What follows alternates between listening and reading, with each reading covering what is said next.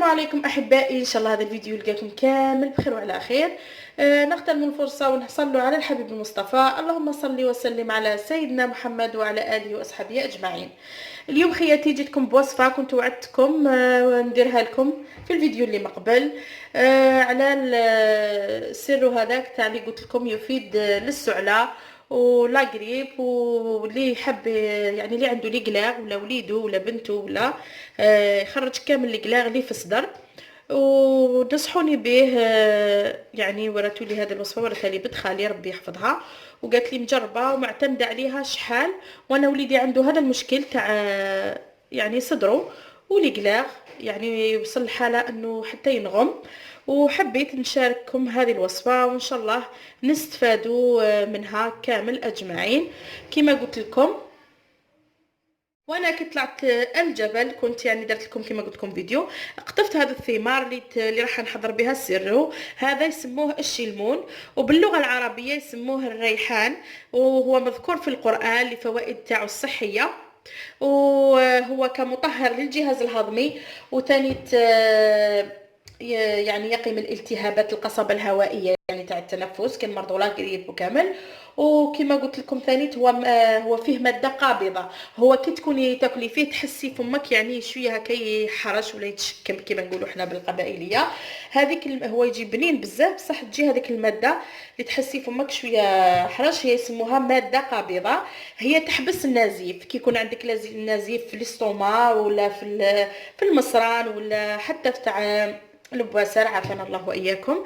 تفيد بزاف هذا النبته، ويستعملوا اوراقها، يستعملوا الثمار تاعها، وحتى الجذور ولا السيقان تاعها. كاين اللي يديرهم يقشرهم ويرحيهم ويديرهم مع العسل. المهم احنا اليوم حنعطوا وصفه تاع الصدر يعني اللي تاع السعله، ونحتاج كما قلت لكم كميه هكذا. شوف هنا انا كيلت بالبو هذا نحتاج كميه. وهنا عندي هذا الحبوب ولا البذور هذو تاع شجره الذروه، وكاين اللي يسميها عندها اسماء كثيره كالبطمه، وكاين اللي يسميها المسطكه ولا المسطكه، وكاين اللي يسميها المستكه، كل واحد كيفاش يسميها. هذه البذور تجي في شجره الذرو، بهذه اللي يحضروا زيت الذرو، وراهي معروفه بزاف الفوائد تاع زيت الذرو. ثانيت هذه تفيد الجهاز الهضمي. ثانيت كما قلت لكم راهي معروفه، والزيت تاعها راهي تتباع زيت الضرب، راهي الريتله 500,000 يعني غاليه، لان جنيها شويه صعيب تجني شحال باش تنحي كميه صغيره.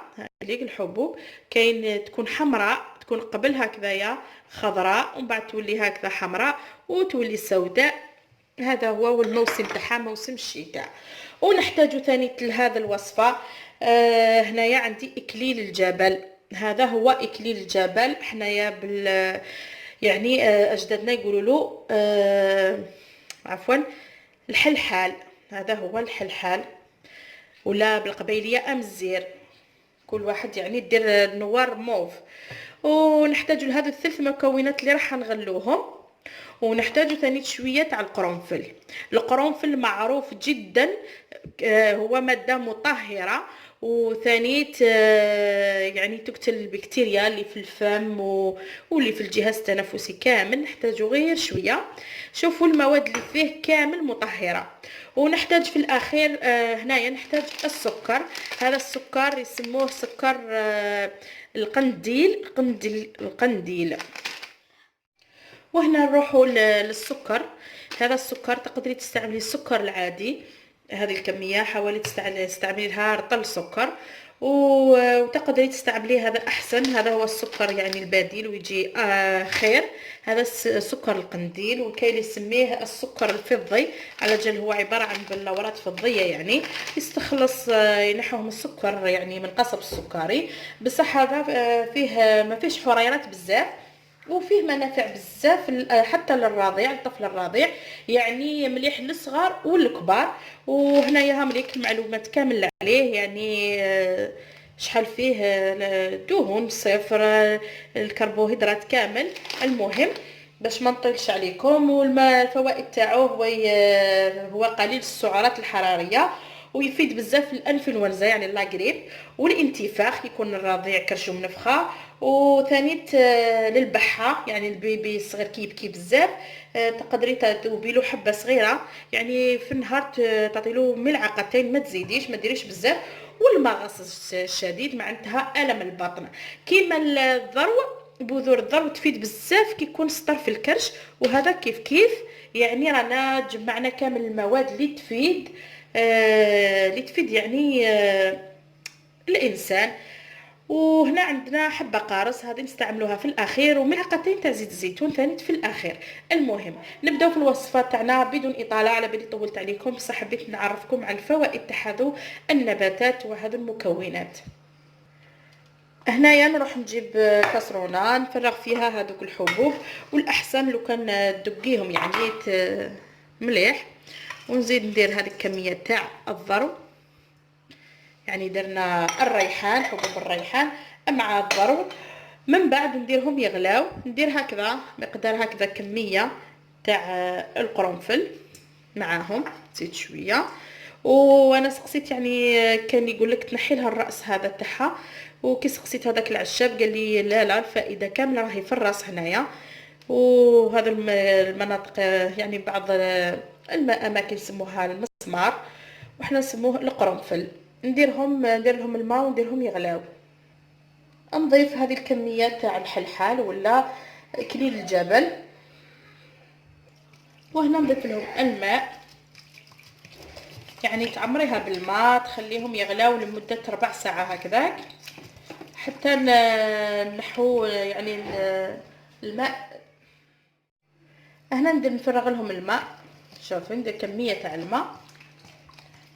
هنا درت حوالي ريتله ونص هذه الكميه حتى تولي لي يعني كميه صغيره. كما قلت لكم نخليه يغلى حوالي 4 ساعات حتى نشوف طلق كامل المكونات هذو، الفوائد تاعهم كامل طلقوا في هذا الماء. وهنا تقدري تستغني على اكليل الجبل، وانا حبيت نوريكم الحبه تاع الشلمون ولا الريحان كيفاش خدمه لداخل.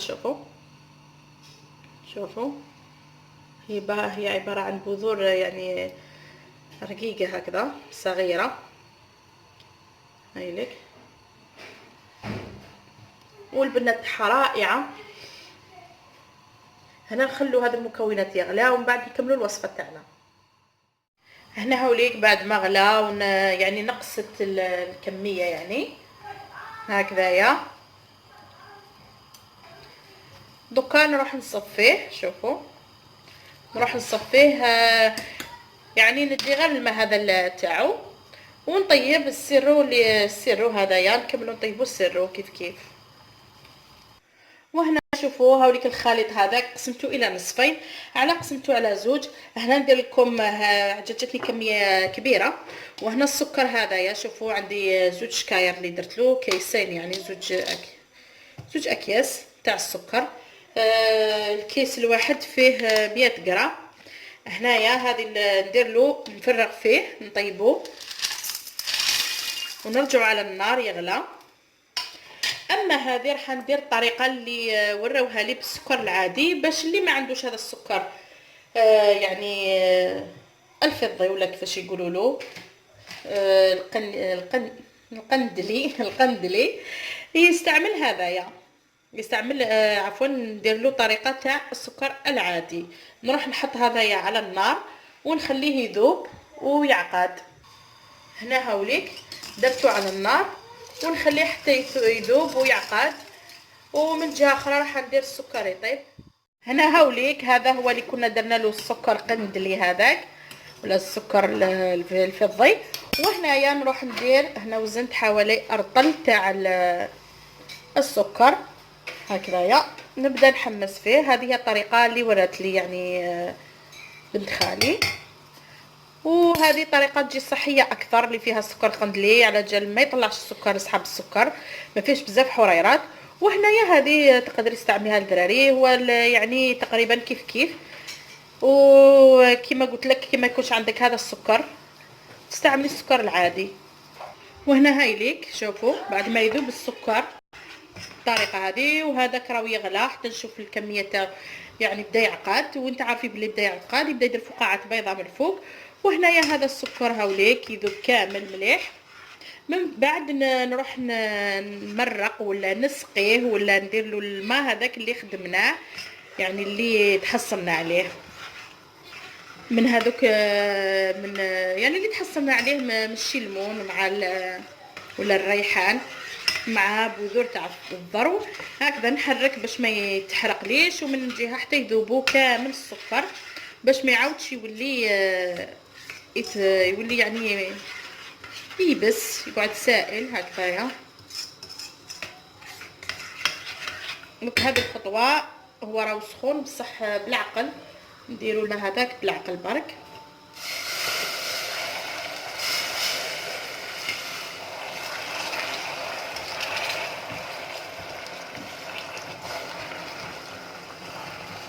هذا مكان سي كيفاش باش ما يطرطقش عليك كلها. نخلوه على نار هاديه حتى يذوب كامل السكر ويعقد هذا المكون يولي كيما السيرو. ومن بعد نكملوا الخطوه الاخيره واش راح نزيدو نديروا له. هاوليك هنا كيفاش تعرفي بلي عقد الخليط تاعك. شوفي يدير هذه الفقاعات هكذايا، وهنا شوفي في الغراف كنت درتو، شوفي هاوليك هو يعقد. هذا هو القوام اللي نحوسوا عليه.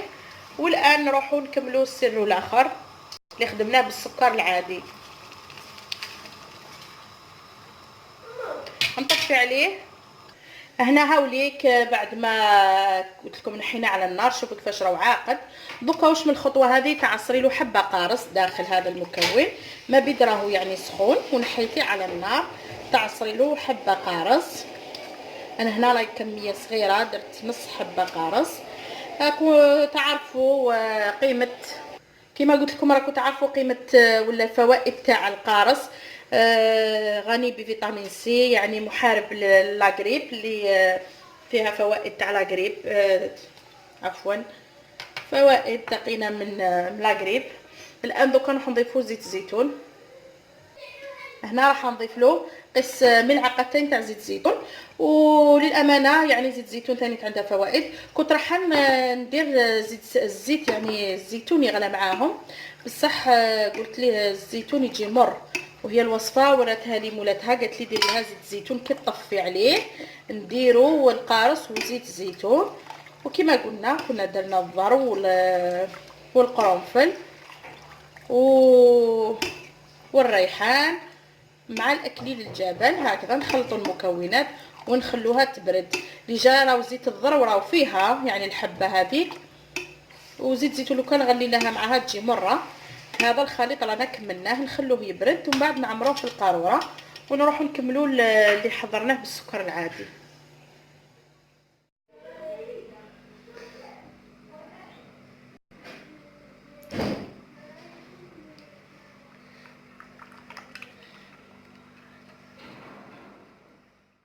هاوليك السر تاعنا بعد ما يعني برد وبعد ما حضرناه. هذا هو هنا هذا اللي حضرناه بسكر القنديل هذاك، وهنا هذا اللي حضرناه بالسكر العادي.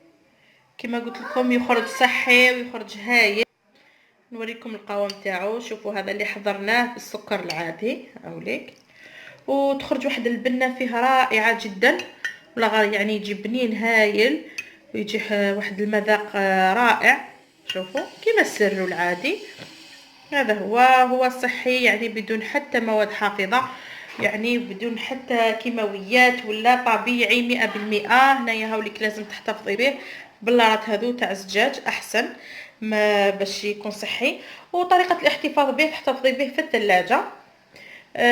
كل ما تخلص لك كميه يعني ولا تكون مريض عندك مريض في المنزل، تجبدي بلاره صغيره ولا وتخليها على برا حتى تخلص هذيك الكميه الصغيره باش تزيدي تجبدي. هذا هو كما قلت لكم يخرج هايل فيه كامل المواد الصحيه، وهو سره مليح للسعله كما قلت لكم، ومليح يخرج لي قلاع اللي في الصدر، يعني يخرجهم على شكل حاشاكم تقياهم الطفل، ولا على شكل يخرجوا مع الفضلات. هذه هي. نتمنى تكونوا استفدتوا، نتمنى يعني تكونوا كما قلت لكم استفدتوا من الفيديو هذا، وان شاء الله نكون افدت خياتي. وانا يا ما عطيت لكمش الفيديو حتى اتاكد من المعلومات كامل، واللي حاب يعرف هذه المكونات فوائد تاعها يدخل الانترنت يلقى كامل الفوائد تاع هذه النباتات اللي درنا لداخل. وان شاء الله تكونوا استفدتوا معنا، وهذه هي. وفي الاخر نقول لكم تهلاو في روحتكم ودمتم في رعاية الله وحفظه، والسلام عليكم ورحمة الله وبركاته.